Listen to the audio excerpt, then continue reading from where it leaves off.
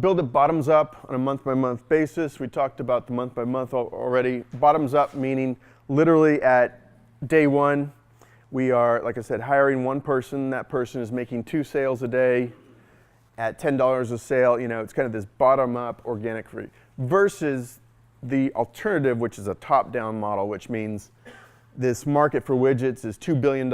If we get 1%, we'll have X. That's the wrong way to do it. You really kind of want to do it from a bottoms-up basis. Identify key business drivers. I mentioned this already.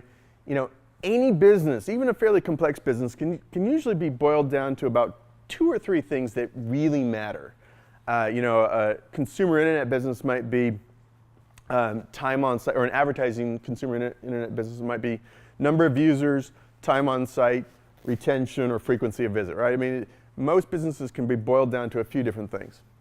And so you need to spend some time really thinking about what drives your business and weave that into your model. We build the model around that. Use benchmarks and comps. You know, it's really cool. When I was building models 10 years ago, it was actually kind of hard to find anything. Nowadays with Quora and with you know, this increasing exposure, I mean, people are blogging about their startups in a really like granular way these days. You can get a lot of comp data out there. We used to have to use like 10K filings from public companies and try and extrapolate that data to startups, which doesn't really make sense, you know, but that was the only publicly available data out there 10 years ago. Now it's, you go on Quora and search around, you can find a lot of good stuff.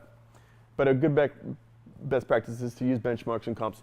And another part of using benchmarks and comps is, for example, if you've got a consumer internet business that relies on advertising, you can pretty easily go into Google and play around and see what average CPMs are, right? You can get this data without guessing at it these days.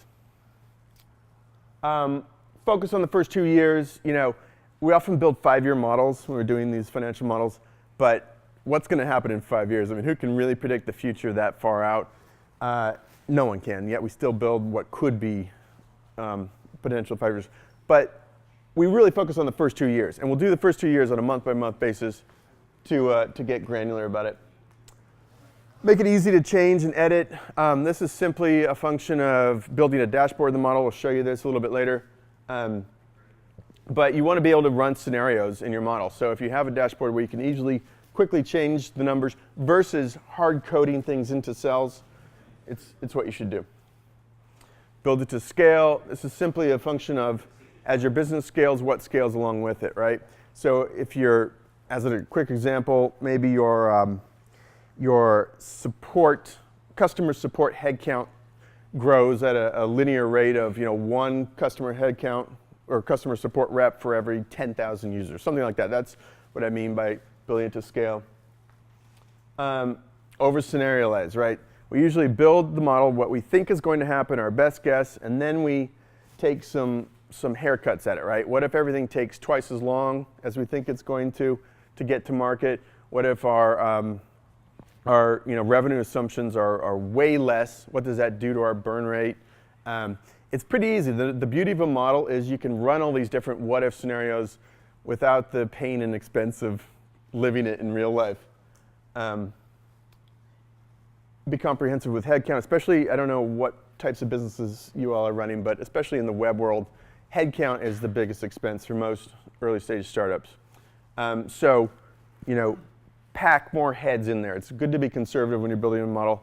Way to do that is pack in heads that are going to be there. Multiple sanity checks. All this means is periodically step back from your model and say, does this look reasonable? Does this growth rate and ramp look like something we could do? Are there precedents in the market of companies growing as fast as what we're saying here? Same thing with margins, right? We're showing a profit margin or operating margin of X%. Do other internet companies or do other SaaS businesses have margins like this? If not, you might want to go in and reassess a bit. And then finally, you know, the cool thing about the model is it sort of bottom lines everything to cash flow. And it sounds simple, but never run out of cash. If you have to scale back other things, you can do that in the model to make sure you don't run out of cash. So far, so good.